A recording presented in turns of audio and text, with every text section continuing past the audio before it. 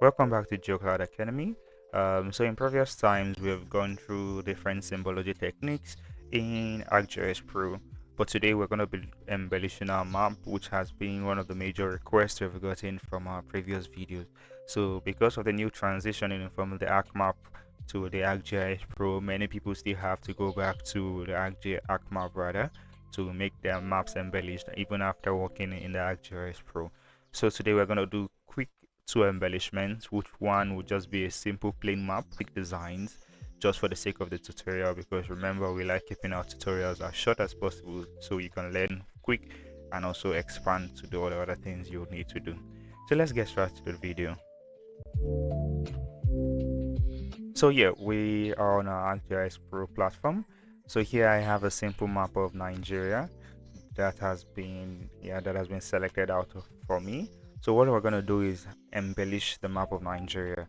So before we begin embellishing, I would just like to give us key things to look out for when embellishing.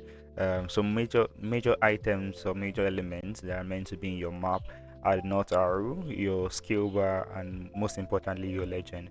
This actually gives more information to your map than you even imagine. Then one other thing I left out is your grid, which basically shows the coordinates of the map. So the very first thing to do once you want to embellish, we go to our insert tab, we create a new layout. So the layout now is dependent on what the size of map you're presenting, what you're actually showing forth. I don't think there is need for me to ponder on the layout, so I'll just select the layout I'm interested in working with. So I have my layout here. So unlike the ArcMap where you have niche line automatically created for you, here we have to create that by ourselves. So while embellishing, it's advised that you make use of you make use of the guides. This makes your work have a neat aesthetics that you actually get to use along. So let's just go through that. So if I want to add a guide to my map, a guide is just like a ruler guide that helps me position things in the right place. So to do that, I will just right click and I have an add guide here. Right click here as well, add guide. So I'm just trying to create a baseline for my needs line, which will also now make way for the activities that I'll be doing right now. So once I've created my baseline that I need, I will now come to this, select a rectangle, draw up my rectangle, which is that. Once that is done, I know I won't be needing that throughout my whole work, so I can lock that down. So once I've created that, the next thing I'm interested in doing is to bring in my map. So because I said the first map we're going to be doing is a simple map which just gives us one information. So I'll now create my guide in preparation for my map. Okay, so once I've created my positions for my map, the next thing is to bring in the map frame, so which is very easy to spot out here. So I have my map frame. I'm selecting map, which is the layout I was working on. Once I select that, I can bring that in. So it's just the same technique like we do in ArcMap. So once I've brought that in, I can zoom to layer. Yeah, perfect. So now that I've added this in, I will want to bring in the grids. I want to draw out the grids. So I just come to map frame here, this icon. That draws it out, but I'm interested in changing some things from here. So I'll come over here. I don't want to have the grid lines on my work, so I can remove that from here. This is automatically adjusted. So I want my left and right to be vertical, which is my east and west. Once that has been fixed here, might be interested in also changing the labels, increasing the size of my labels.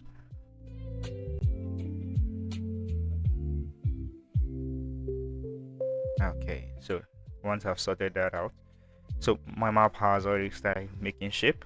The next thing, I would like to add my north arrow quickly.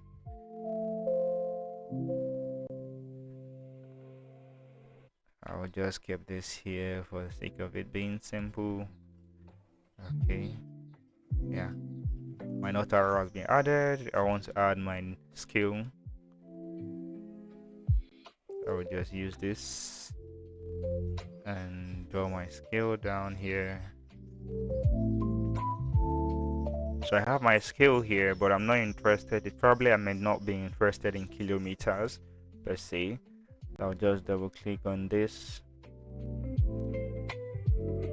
or if that's taking time, right click properties.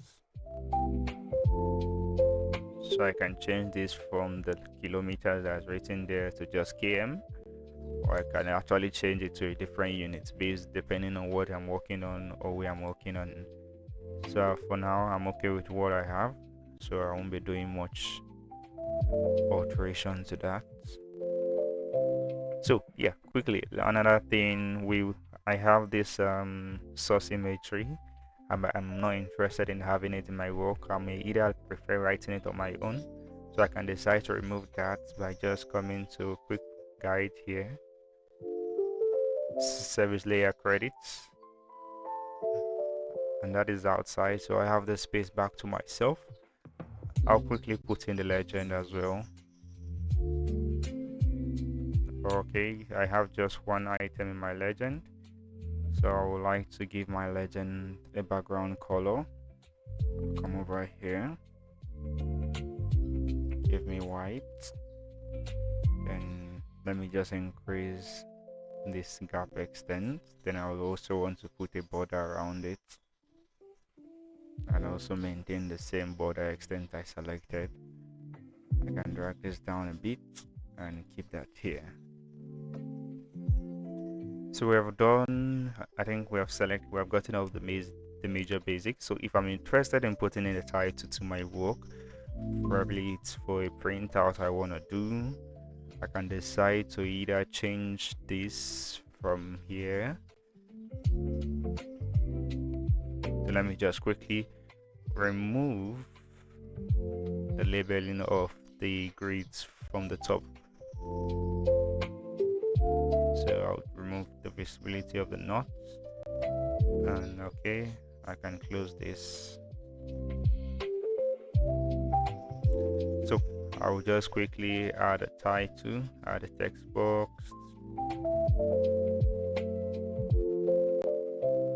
Let's do map of Nigeria, or no need, we all know it's a map already, so let's do Nigeria showing its 36 states and capital. Okay, so once that's done, I can actually now work on the fonts properties, 6 states and capital. I may also want to change this to bold, just to give it more outlook.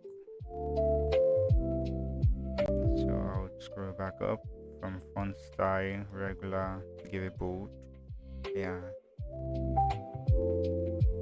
so I think I'm okay with this for now. Just a quick guide, as I said, so I can decide to bring this down a bit. I don't want it to touch my map, so as always I'll have a guide added. Yeah, nice. So because I've centralized the work, so let me just spread this out so it skips to the center, and that's that for embellishment. So I can decide to even shift in my knit line at this point. Remember we locked it earlier, so we'll just quickly unlock that and drag this, bring this back in.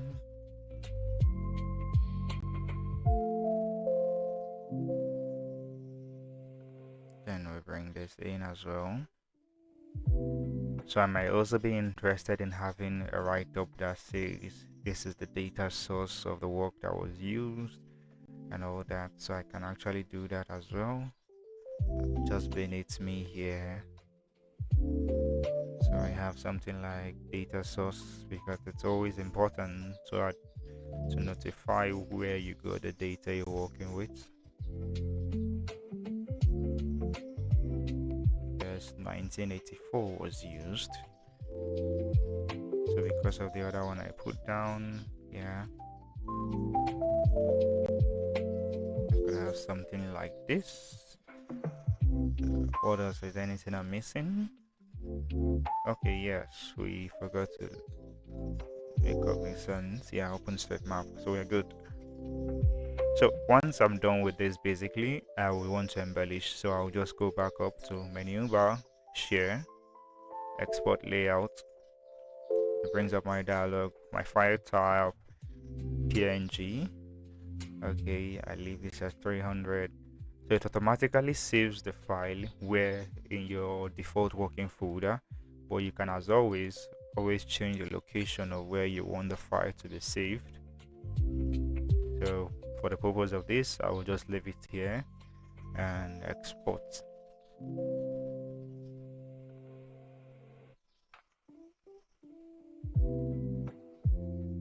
So once that has been exported, it lets you know from here you can actually get to even view what you're working on. So let's view exported file. So here we have it, an embellished map showing Nigeria and its 36 states and capital. I forgot to have labeled it. Well, yeah, in our previous videos I've taken us through labeling, so I just wanted to take us through just embellishment in this video. So there you have it. By adjusting our symbologies, you can actually do more with what you've done. As always, as our tradition on this channel, we always ask what's your favorite quick trick you may want to do to making your map look better. So please share it in the comment section. If this tutorial helped you, please give the video a like and be sure to subscribe to GeoKloud Academy for more tips on creating impressive and effective maps. So thanks for mapping, thanks for watching, and as always, happy mapping. Thanks all.